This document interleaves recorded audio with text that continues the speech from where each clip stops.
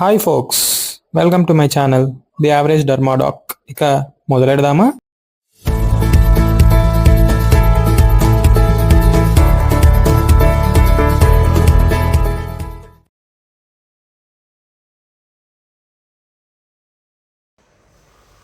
Slit skin smear.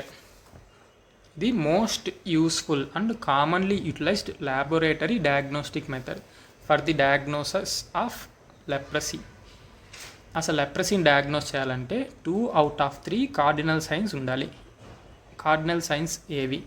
Number 1, first cardinal sign definite loss of sensation in pale or reddish skin patch. Second cardinal sign peripheral nerve enlargement అయి ఉండొచ్చు లేదా tenderness అయి ఉండొచ్చు.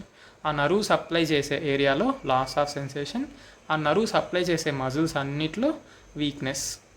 ఇది second cardinal sign. Third cardinal sign positive slit skin smear. ఈ మూడిట్లో 2 గనక ఉంటే లెప్రసీ అని డయాగ్నోస్ చేయొచ్చు. ఒకవేళ ఈ 3 ఉంటే without any further investigation, without any doubt కన్ఫర్మ్గా లెప్రసీని డయాగ్నోస్ చేయొచ్చు.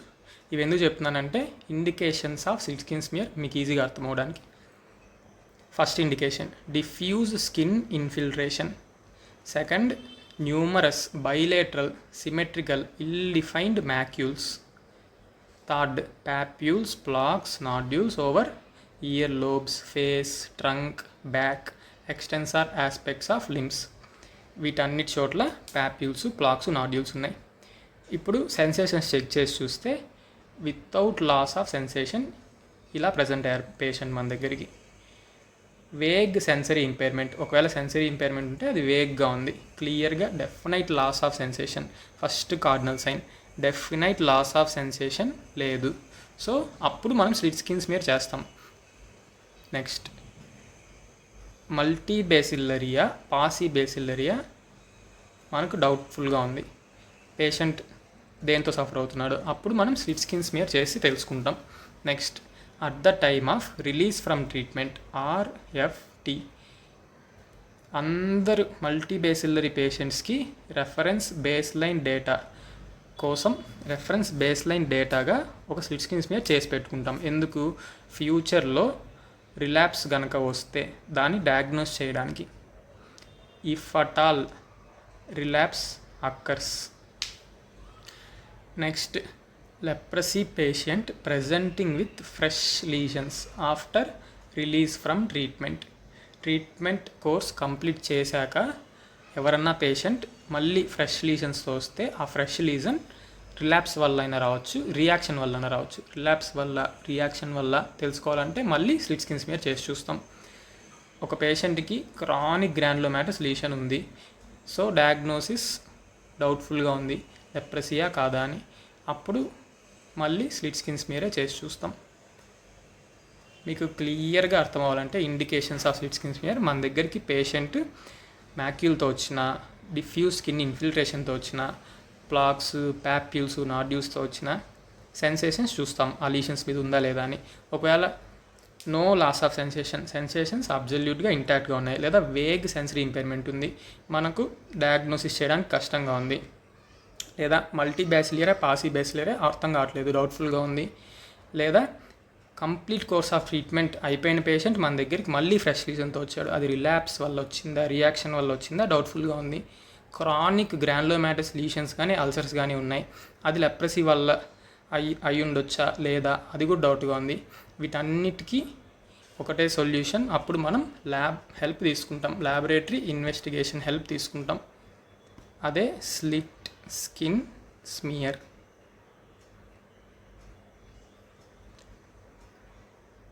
Role of slit skin smear. ఒకవేళ స్లిట్ స్కిన్ స్మియర్లో యాసిడ్ ఫాస్ట్ బేసిల్ అయి కనుక మనం చూస్తే అది లెప్రసీ అని పక్కా కన్ఫర్మ్ చేసుకోవడానికి. డౌట్ఫుల్గా ఉంటే diagnosis, to confirm the diagnosis, to classify the disease, మల్టీబేసిలరియా, పాసిబేసిలరియా, రియాక్షనా, రిలాప్సా, ఇంకా డిసీజ్ యాక్టివిటీని డిటర్మైన్ చేయడానికి, ప్రోగ్రెస్ ఆఫ్ ద డిసీజ్ని అసెస్ చేయడానికి, follow up of patients while on treatment మీద ఉన్నప్పుడు సీరియల్ స్లిట్ స్కిన్ స్మియర్ చేసి ట్రీట్మెంట్కి రెస్పాండ్ అవుతున్నాడా లేదా, రెసిస్టెన్స్ ఏమన్నా ఉందా, ట్రీట్మెంట్ ఏమన్నా మార్చాలా అన్నీ తెలుసుకోవడానికి ఫాలో అప్ కోసం కూడా ఈ slit skin smear has a role. ఎక్కడెక్కడి నుంచి ఈ స్లిట్ స్కిన్ స్మియర్ తీస్తాం? ఐఎల్ఈపి ప్రకారం జస్ట్ 2 సైడ్స్ నుంచి, ఒక ఇయర్ లోబు, ఒక మోస్ట్ యాక్టివ్ లీషన్. అసలు యాక్టివ్ లీషన్ ఒక్కటి కూడా లేదు, అప్పుడు ఇంకొక అనదర్ ఇయర్ లోబు నుంచి తీసుకుంటాం. లేదా ఆల్రెడీ ఏ సైడ్స్లో అయితే తీసామో ప్రీవియస్గా స్మియర్ని అక్కడ, లేదా ఆల్రెడీ ఏ సైడ్స్లో అయితే తీసి పాజిటివ్ వచ్చిందో ముందు, ఇప్పుడు అక్కడ నుంచి తీస్తాం. మొత్తం 2 సైడ్స్ నుంచి. WHO 3 లెటర్స్ ఉంది. WHO 3 సైడ్స్, మినిమం 3 సైడ్స్, ఒక ఇయర్ లోబు, సేమ్ ఐఎల్ఈపి ప్రకారం. నెక్స్ట్ 2 యాక్టివ్ లీజన్స్, పైన ఒకే ఒక యాక్టివ్ లీషన్. WHO ప్రకారం 2 యాక్టివ్ లీషన్స్. ఒకవేళ ఒక్కటే యాక్టివ్ లీషన్ ఉంటే from 2 smears from opposite active edges నుంచి తీసుకుంటాం. ఒక్క లీషన్ ఉన్న టోటల్ 3 స్మియర్స్ తీస్తాం 3 సైడ్స్ నుంచి WHO ప్రకారం.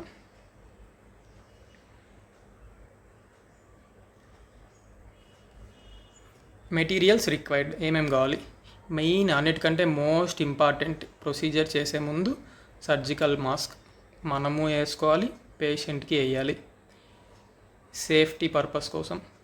ఎందుకంటే leprosy spreads to nasal droplets.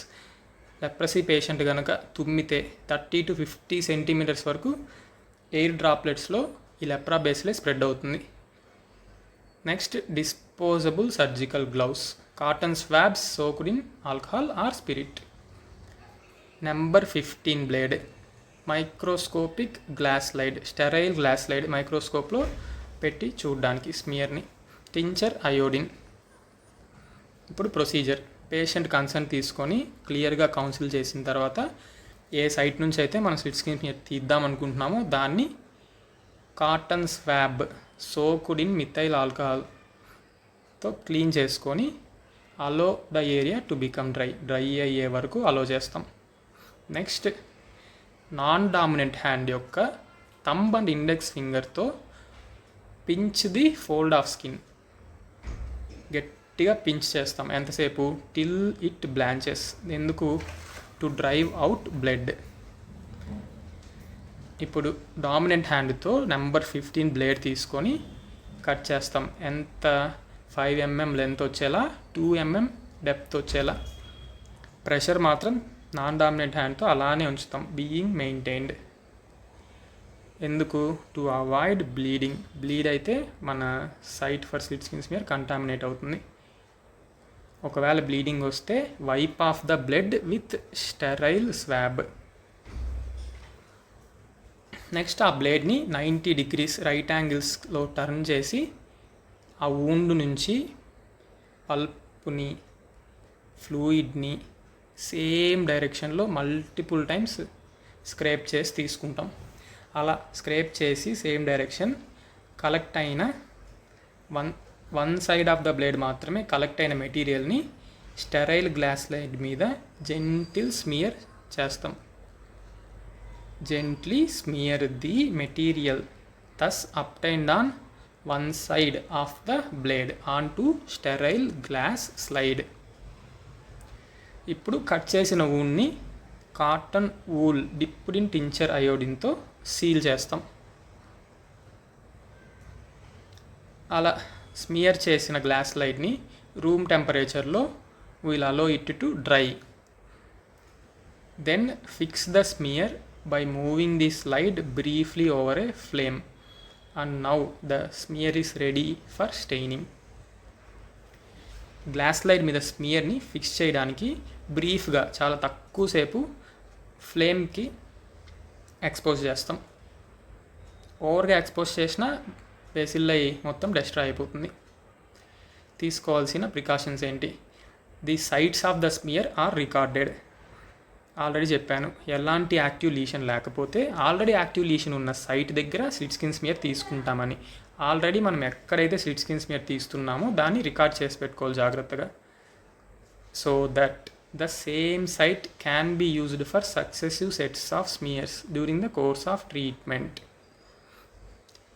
ఒక్కసారి యూజ్ చేసిన స్లైడ్ని మళ్ళీ ఎప్పుడు యూజ్ చేయకూడదు. స్లైడ్స్ని ఎక్సెసివ్ సన్లైట్కి, డస్ట్కి, ఎక్స్ట్రీమ్స్ ఆఫ్ టెంపరేచర్కి, హ్యూమిడిటీకి ఎక్స్పోజ్ అవ్వనివ్వకూడదు. లాంగ్ టైం స్టోర్ కూడా చేసి పెట్టకూడదు.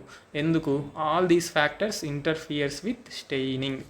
లెప్రాబేసిల్లై కార్బాల్ఫస్సిన్ని అనే స్టెయిన్ని తీసుకోవడానికి ఇవన్నీ కూడా ఇంటర్ఫియర్ చేస్తాయి. సరిగ్గా స్టెయిన్ అవ్వదు లెప్రాబేసిల్లై. మనకు ఎగ్జామిన్ చేయడానికి మైక్రోస్కోప్లో కష్టమవుతుంది.